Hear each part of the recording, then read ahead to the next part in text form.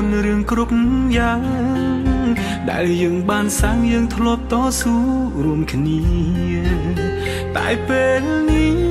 យើងបានចប់គ្នាអស់ពេលវេលាមើលថែគ្នាហើយ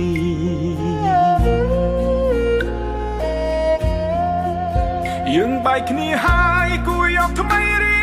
ងខ្លួនគុំនៅគុំគួនគុំនៅស្អប់គ្នាទៀតអីបំភ្លេចរឿងចឹងគុំរំលឹកណាថ្លៃធ្វើមិនដេចនិស័យយើងបានត្រឹមនឹង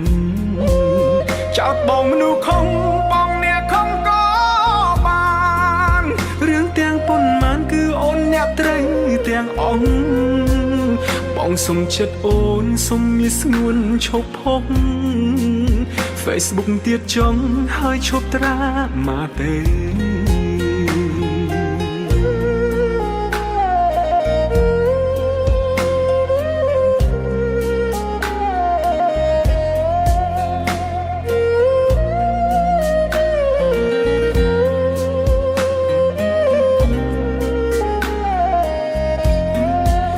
សូមអរគុណរឿងគ្រប់យ៉ាងដែលយើងបានសាងយើងធ្លាប់តស៊ូរួមគ្នាតែពេលនេះយើងបានចប់គ្នាអស់ពេលវេលាមើលថែគ្នាហើយ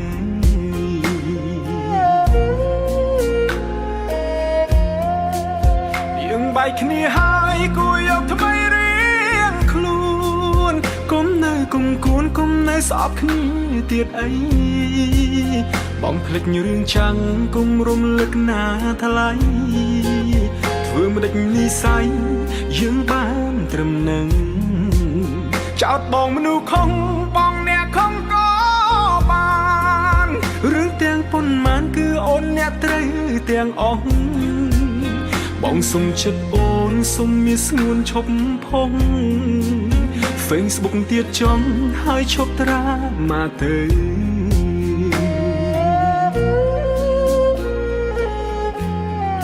អូនគិតថាបងមនុស្សមិនល្អហើយទៅចង់អូនអើយទៅរកអ្នកសមនឹងថ្លៃបងមនុស្សអាក្រក់ដូចអូននេះហើយក៏គ្មានអ្វីឲ្យអូនលងឡើយខ្ញុំចាក់ចាញ់ខ្ញុំចាចាញ់ហើយតែខ្លួនអូនអើយឈប់រំលឹកបងទៀតអីអូនក៏មានមនុស្សដែលគេស្រឡាញ់ថ្លៃសូមជូនពរស្រីឲ្យមានក្តីសុខ